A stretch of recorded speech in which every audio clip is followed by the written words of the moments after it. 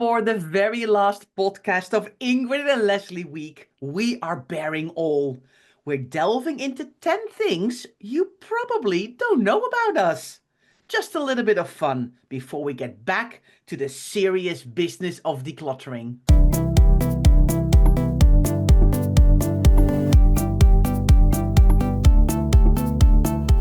You're listening to the Declutter Hub podcast, bringing you tried and tested, no-nonsense tips and advice from the leading experts in decluttering and organising your home. Now here are your hosts, Ingrid Jansen and Lesley Spellman.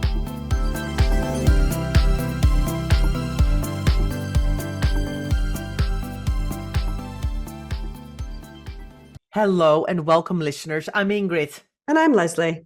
If you're new to the Declutter Hub podcast, you're so welcome. What you'll find is that we try and find a fun factor in the serious business of decluttering. And if you've been here for a while, you know exactly what we mean. So thank you so much for listening. If you'd like to get involved in conversations relating to this podcast, it all takes place in our Facebook group. So come and join our lovely, warm, supportive community.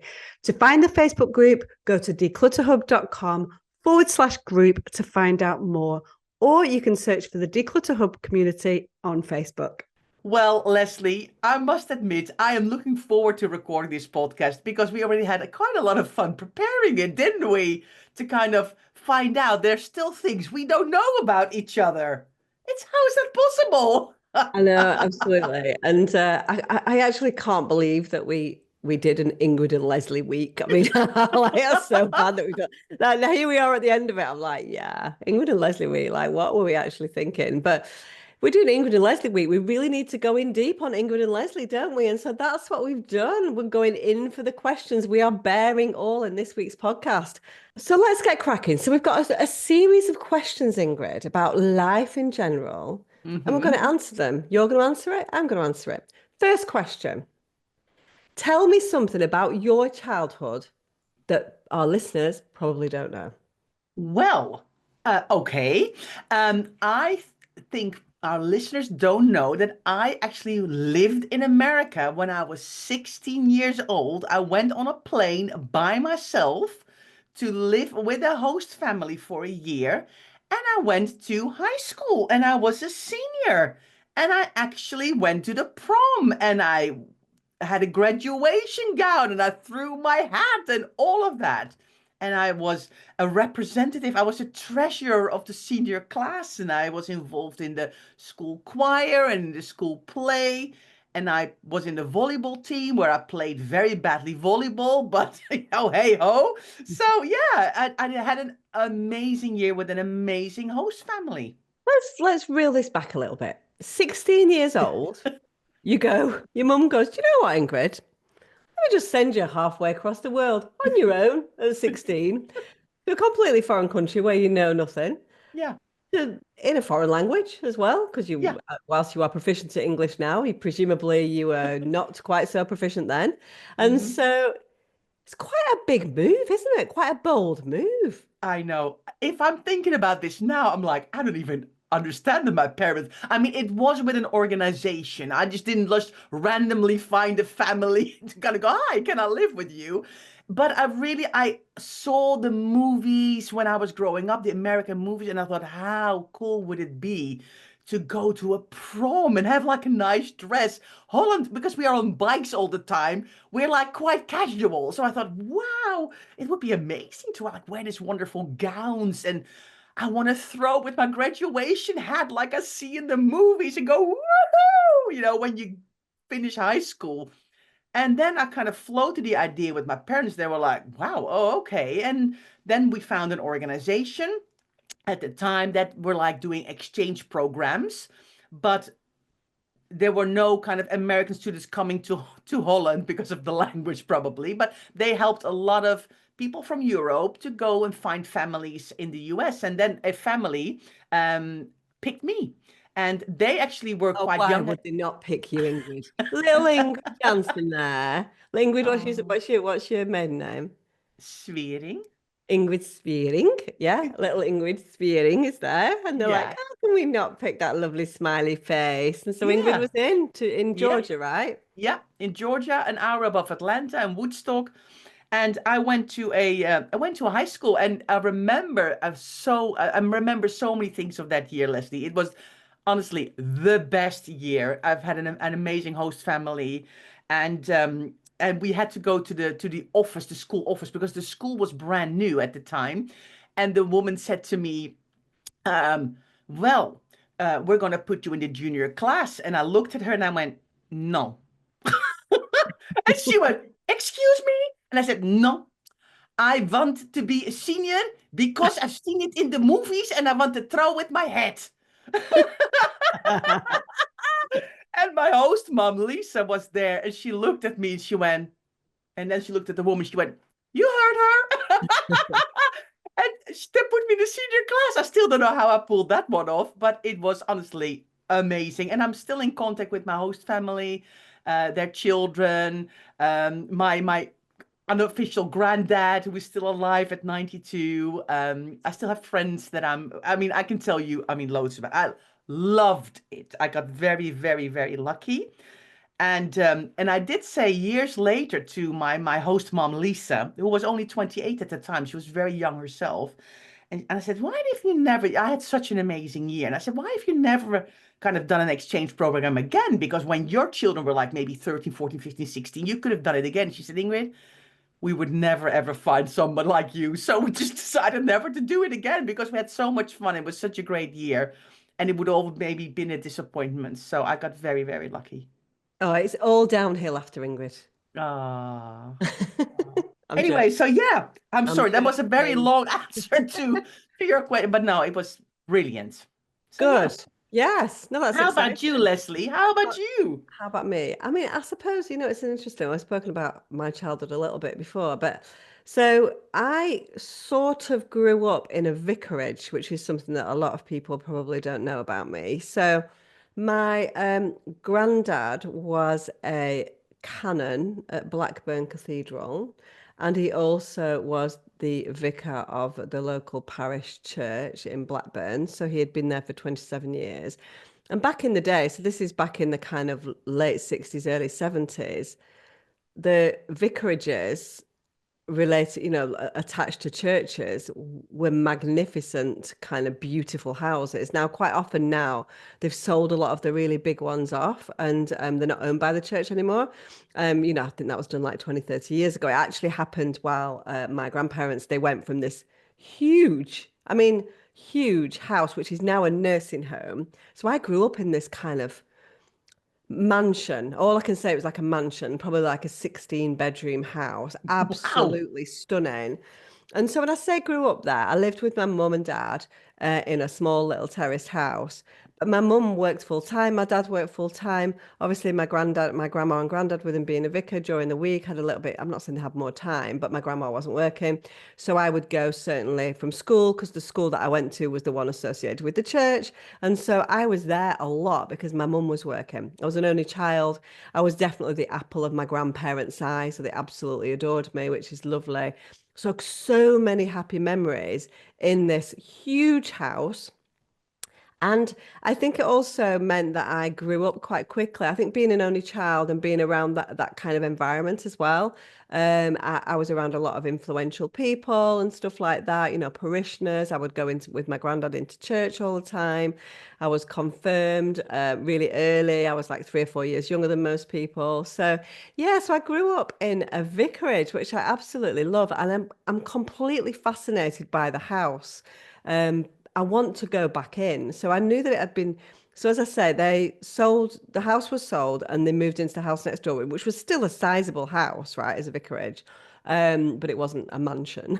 And so obviously I was there for quite a while and then my grandparents died sadly. And then I've always wanted to go and knock on the door and say, "Hi, I used to live here. Please can I have a little guided tour?" And I'm sure they would probably be fine, right? Yeah. But Yeah. I don't live in Blackburn anymore, so it's kind of like 30, it's not far, it's like 30 miles away.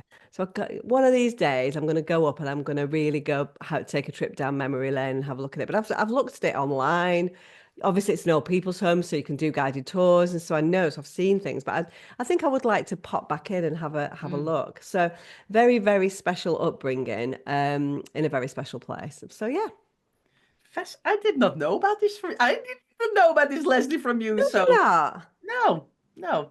Did I you mean, not know that? I knew you were your. I think I knew your granddad was a vicar, but I hadn't realized like about the whole vicarage and that you were like a lot there all the time. Did not know that. So that's It was a interesting. canon. It was a canon in the cathedral. I mean, that's Mm. really high. So Yeah, yeah, high. Anyway, so there you go. yeah. Well, that's the number one and two then. Things you didn't know about Ingrid and Leslie. Well, Leslie, what have we got next? So next up, Ingrid, I want to ask you whether you have ever done or met anyone seriously impressive. Well, I don't know, but I think so. I mean, I saw some members of U2 from afar, which is like my favorite band ever. So that was kind of like, ooh, because they were in the hotel that I was working at the time, and everybody knew that I was a massive U2 fan. So that was like, Ingrid, come and have a look who's here. So I kind of snuck my head around the corner and then nearly fainted of excitement. And when I was working in in Antwerp in the Hilton, I actually served lunch to Mr. Joe Cocker. Yes. Nice, nice. So he came in because I think he had a show, like a big show or concert tour or something at the time in Belgium. And the Antwerp Hilton was like one of the nicest or the nicest hotel in Antwerp. And I was the supervisor at the time. I was doing my traineeship. And there he came in with his wife, and they were absolutely lovely. And I was like, oh, hello. And then I thought, oh, I did like nearly a double take. Like, oh, it's Joe Cocker. You know what I mean? So, but he was That's lovely. I exciting. served him.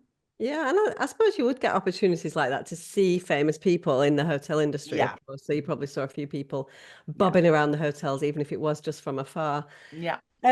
So mine's not really like that, but probably one of my favorite things that we did. So I also, just in case anybody doesn't know, lived in America for a few years. Not when I was 16. I wasn't shipped off as a child like English was. I was actually Free adult. will, free will. Adult, able to make my own decisions. So I lived in New Jersey when I was in my 30s, and I had my eldest two kids at the time, Luke and Leah.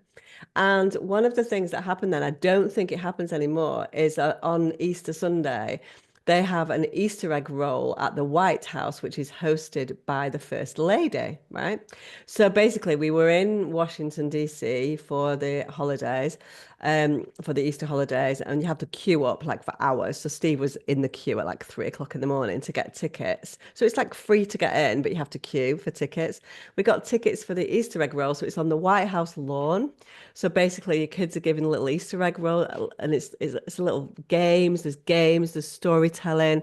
So the kids got read stories by Laura Bush, and so you're right in the lawn of the White House. It was like incredible. So you just kind of like, I know you can go and visit the White House, which is fine, and but this was a kind Mm, of really in-depth sort of special experience. So actually, that picture that's behind me there, Ingrid, in the corner, which a lot of people will see on my background, that is the little poster that we got from the White House. You got little books and posters and stuff. But I think they stopped doing it because it was just before 9/11, and I think after 9/11 they don't do it anymore. I think I mm. might be wrong with that. But yeah. So that was very Fabulous. special. And obviously my kids absolutely loved it. So yeah, lovely day in the White House. Yeah, I did when I lived in America. My host mom Lisa was a travel agent, so we actually did a couple of days in Washington, and I visited the White House, and of course, it's like amazing. So, yes, but rolling Easter eggs on the lawn, I can't beat that, Leslie. Right, okay. We're not going to do a tally because all of these things are. Yeah, Today we won't go head to head and say whose is the exactly. best because Yeah, that would yeah, be no. exactly. So yeah, next question. So Ingrid, tell me something physical about you that people might not know. Well, I actually can ski. Wow. Although I'm not very good at it, to be honest with you.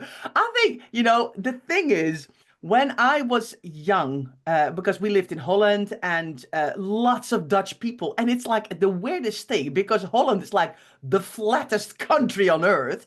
but lots of Dutch people love skiing. So at one point, my parents decided to go on a holiday to like Austria or something in the winter, and my dad could ski, my mom could not. And so they had kind of envisaged that their kids, me, and my little sister would also have little skis on, so we could start like really, really young, like at the age of 3 or 4. And I think I just did an Ingrid and I just went, I'm not wearing those stupid ski shoes. I want to wear my snow boots on the skis. And my mom went, well, it's not possible. You have to wear like ski shoes. And I'm like, no, they're too heavy. I don't like them.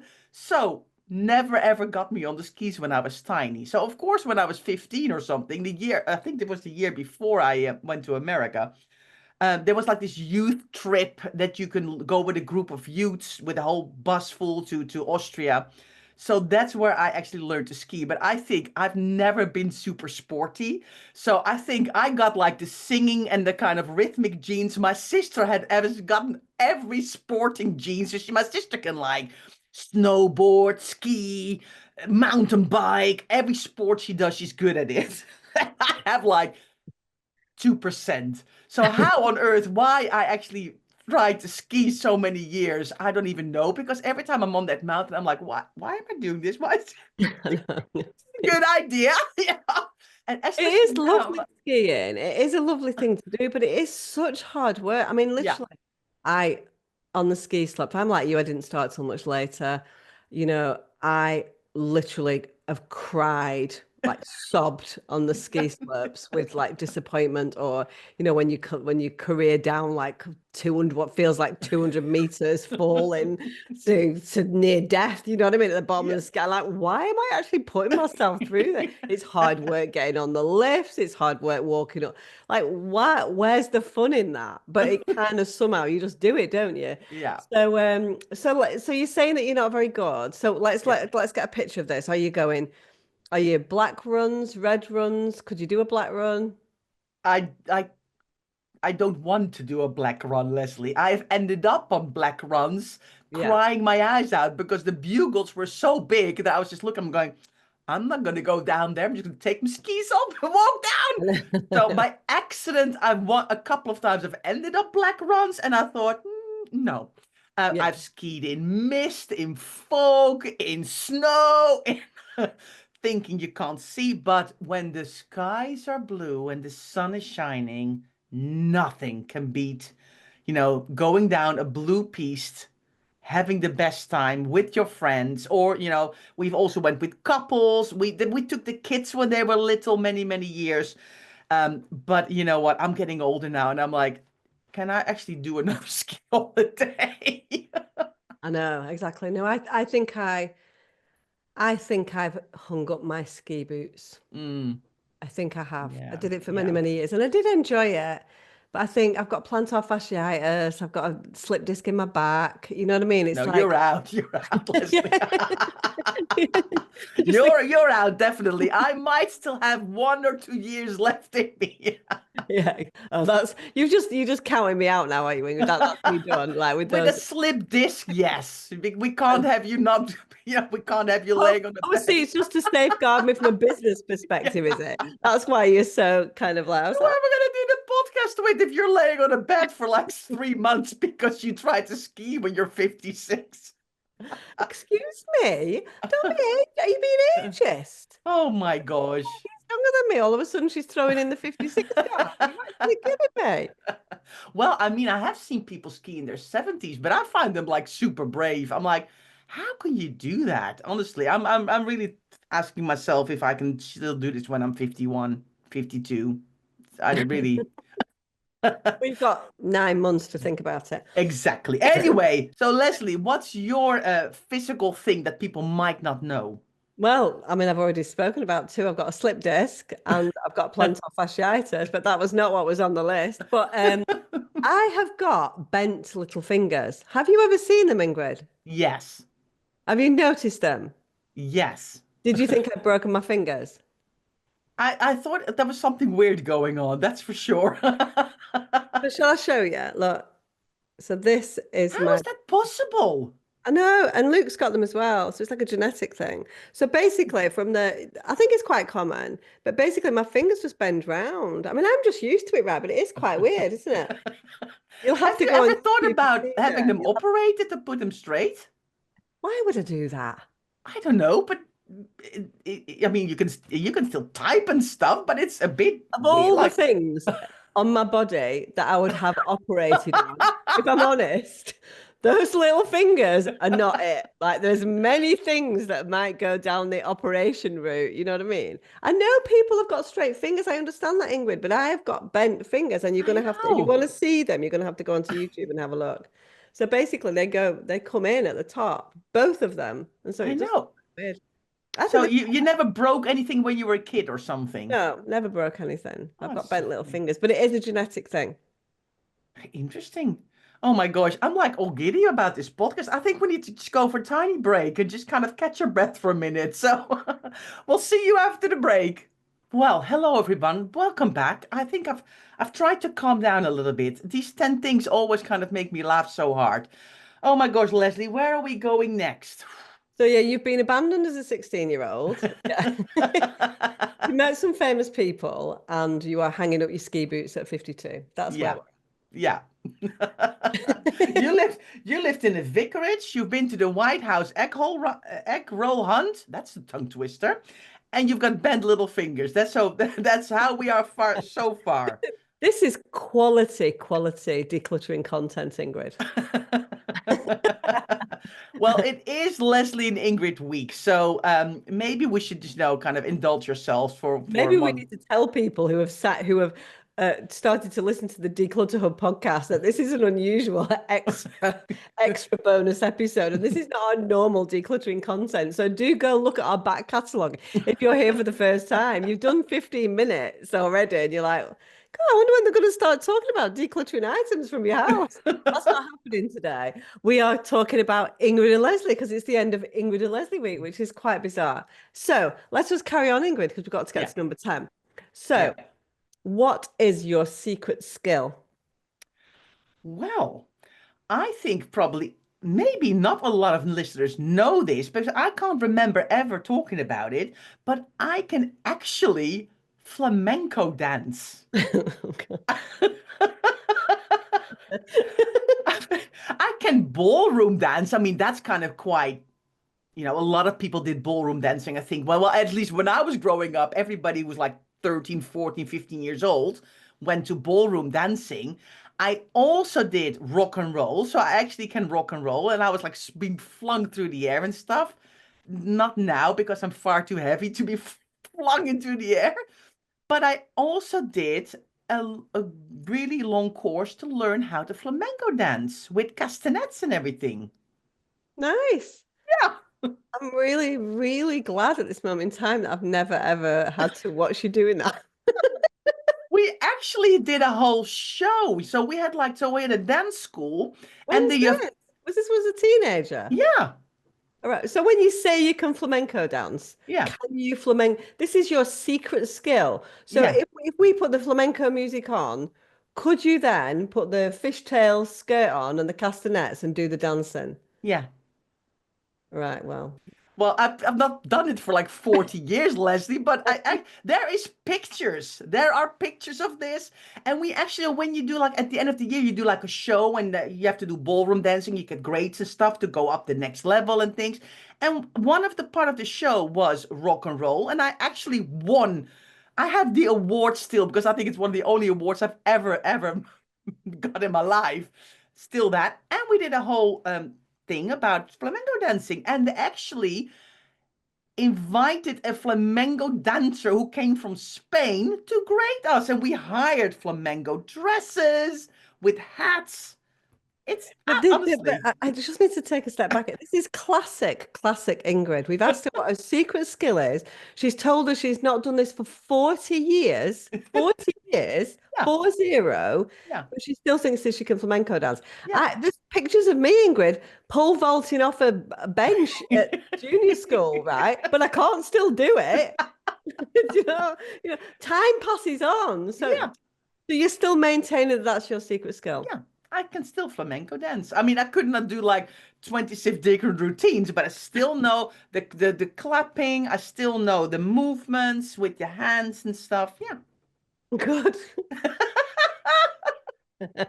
Oh, yeah, things Okay. that you don't want to see in life. That's it. Right. Okay. So, um, Okay. So how about you then? How about you? well, I think my secret skill, I think if people around me, family and friends, were to ask what I excel at, there are many things. No, there are no things. There are no things. But the one thing that's a bit unusual that I do excel at is April Fool's jokes. I This am is a, right. a master at April Fools. I Yeah. have done the most elaborate April Fool's jokes ever. I have had people at best angry, at worst in tears because I've done them so well. It's all come good at the end when I would do the big reveal, but I am particularly good at getting people on an April Fool. I've done my kids probably 15 times each over the years. Um, Ingrid, how many times have I done you? Yeah. At least two or three. At These two least. or three. Yeah. I did talking about skiing. I did my best friend Christine. I told her I was leaving when we were at the top of a black run skiing on April the 1st. I told her I was leaving the resort. So there's been many, many things that have really brought people to tears. Because they've been a tad on the mean side, maybe, on occasion. But that's the beauty of a good April Fool, that Yeah. you've got to build them up over the week. You've got to set the scene. You can't just wake up on April 1st and go, I'm going to do something like this. So, you're not going to school today. They're all kind of lame, right? That lame April Fools. You've got to do an elaborate, full-blown, well thought through. And it's got to be something that has got context from the week. We Yeah. won't go into the April Fool that I did with you, Ingrid, but it was an absolute classic. Yeah. And I was very, very angry, and I think there were tears in the end. And then when it starts to get too far, and I'm kind of like, okay, I need to pull this back in again now. And I'm like, what day is it? And I do this all the time. What day is it? What date is it? And then all of a sudden the penny starts dropping, and then people are just so. Yeah. I love a good April Fool. Yeah. Love a prank. So I I think know that's you my do. secret skill. It is. You're very, very good at it because of your poker face, and and I think you enjoy it far too much. So I think I mean, we missed it last year. I don't think you did an April Fool's last year. I can't remember. Or maybe you just didn't pull it on me, but on somebody else. The problem I did not do, I had a year off last year because the problem is that people are expecting it, right? My Hmm. kids literally are putting alarms on their phones for when they wake up on April the 1st. So which is not in the spirit of it, I hasten to add. But the problem is nowadays on social media, when your kids wake up, they're Yeah. straight on the phones and they're seeing all the April the 1st stuff. And so you Yeah. can't do it because, so I had to do one. There was quite a funny one a couple of years ago with Leah. So I had to change tack a little bit. So I don't know whether anybody's ever seen my daughter, but she's a tiny little dot. Isn't she? She's a Yeah. tiny, and I am not so tiny. And so I told her that I was fed up of my fashion sense and that I wanted to start wearing her clothes. And did she have anything in her wardrobe that would fit me? And I was like, no. But it was a whole kind of elaborate thing. I was like, I'm fed up with the way that I look. I need to up my game. This was 2 minutes past midnight. So I went for an early. Yeah. So I went for Mm. a kind of, I've got to get there before they wake up tomorrow morning. And her face, God love her, she was trying to find something to fit my frame out of her outfit. And I was parading around and taking photos. Honestly, that was a good one, actually. That was Yeah. good. Yeah. I've done She probably drive. only like a shawl or something, Leslie. Thank you for that. Yeah, I've done ones on Luke's driving test day. Honestly, I mean, Mhm. I don't know whether I'm proud of it. I am. No, I am. They're legendary. So that's my secret skill. April Fool's jokes. Yes, yes. I am far more aware now when it's April Fools. And so are my kids, and they actually warn me for you. Yeah, because Ingrid is very gullible, which is your favorite person on an April Fool's. Yeah, yeah. Yeah, I know. Anyway, let's continue. Let's continue. Okay, so to finish off our 10 things you didn't know about Ingrid and Lesley, let's go for your number one bucket list item, the thing you most want to do in the world. Oh, I my bucket list is very, very long, but on the top of that bucket list is I would love one day to go to Japan. Yeah. I ever since I saw the movie The Karate Kid when I was a teenager, living in Holland with bikes and windmills and clogs and cheese, and I saw The Karate Kid and I thought, wow, that is so different. I would one day would love to see, you know, the doors that slide, that don't open but slide. And I would love to see the trees and the houses and the way they dress. And I don't know, I find it fascinating. So I would one day, that is on my bucket list. I would love to go to Japan. I have been to Japan, as you I know, know. and I it know. it is incredible. So I think it's a good thing to have on your bucket list, and I Yeah. hope that you get there one day. Just need to make it. We just need to work harder, Ingrid. Yes. Just work a little Oh, bit harder, and you can go to Japan. No, it's yeah. fabulous, a fabulous, fabulous country. And so my bucket list item also is holiday related, and it's Hawaii. Now, anybody listening to this podcast know that I love my holidays, and so it makes me tick. It's like my favorite thing in the world to do, and we do lucky enough to go into some incredible places. But we've never been to Hawaii because it's just a long way, you know? Yeah. It's just a really long way. And so, because, it's probably 13 or 14 hours to get over to like LA. And then you've probably got another, I think it maybe it's like 5 or 6 hours, even Longer, I beyond think so. there, Yeah. longer to Yeah. get from there. So it's kind of almost got like going to Australia really for us, or maybe even a little bit further Yeah. longer because you've Yeah. got to sort of split the journey.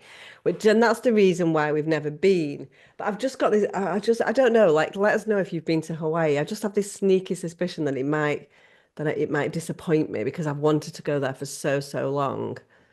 I don't know. What do you think? Uh, I don't know. I think I nearly went to Hawaii because somebody I knew was getting married there. So I actually really seriously considered going. And I actually bought like a guide because this is before the digital age. I bought a booklet and I kept it on my bookshelf for a very, very long time. Aspirational. One day I want to go to Hawaii. So I understand that you want to go there because yeah, it sounds so fascinating, I doesn't do, it? I do. I just think it's great. That whole, it's a bit like the Japanese thing. It's different with all the lays and you know what I mean? It just looks Yeah. fabulous, doesn't it? And so I just Yeah. really, really, really hope it lives up to my expectations when I get there one day, which I absolutely will. So, yeah, nothing to do with decluttering at all today. Just a little No. trip down memory lane for Ingrid and I, a bit of Yeah. fun for this Ingrid and Lesley week, which is all related to something very special that we've got coming up which you all Yeah. know about, I hope, by now in Ingrid Yes. and Lesley Week. Yeah. So, to finish off then, on that note, Ingrid, what's the thing you're most proud of in 2025? Yeah, and it's kind of a bonus number because we've done 10, but we had to put this in because as of today, Thursday, the 27th of February, 2025, Leslie, we are published authors. Can you believe it? I know. No, not really. Well, I kind of can because we've been talking about nothing else for the past sort of 2 months apart from the book coming out. But yeah, just the fact that it's actually out there and we are Yeah, officially published authors as of today yeah. is so exciting. So actually, that could have been our number one bucket list item. Was writing a book on your bucket list? Well, I, I did think about it, but I actually kind of was more like an aspirational, maybe one day, something kind of thing. Yeah, it But definitely wasn't, that we wasn't on my actually would bucket. pull it off together was like incredible, really. Yeah, I mean, bucket list is definitely holidays and not more Mhm. work, which is Yeah. cool. Do you know what I mean? Do you know what I mean? So Yeah. yeah, no. So, but I think it's just to finish it off, and we're so lucky, Ingrid. We've had some fabulous experiences through our life. We're very charmed. We've gone on gorgeous holidays. We have fun. We've got nice family and friends, and so we feel very very charmed, don't we? But the book is just so special to us. It kind of came from nowhere. That's not strictly true, but it came to us almost, didn't it? And so Yeah. we've done all the hard work on it and everything. But to get it actually over the line and published today is Yeah. incredible. Yeah, I know. So if you would like to check it out, go to Amazon, go to your favorite bookstore, reset your home, unpack your emotions and your clutter step by step is available in stores. How cool does that sound, Leslie? Yeah. From today by the authors, Leslie Spellman and Ingrid Jansen. Yeah, I know. exciting. Yeah, I and know. you can go to declutterhub.com/book for Yeah. easy access to that as well. Yeah. So, and do you know what? The more books we sell at this stage, the better. If we get more sales in pre-order and on publication date, then it boosts the sales of our book massively. So if you love what you've heard, I know this podcast is a bit rambly, but mostly the decluttering content, it would be so amazing if you could support us and yeah, Yeah. click that buy now button that we tell you never ever to click. Basically. Yes, Yeah. order our book and support our show. And we would, because we love bringing all this content to you. And maybe you're like, you know what? I'm going to buy their book and support these girls because they make me laugh. And I've learned so much in all of the podcasts that they put on every week. So thank you so much for being here. Thank you for being with us with Ingrid and Lesley Week. Normal service will resume tomorrow. And yes, and then we're back to the weekly podcast. So we hope you've enjoyed all of these extra bonus episodes. And yeah, we look forward to seeing you again soon. Thanks, everybody.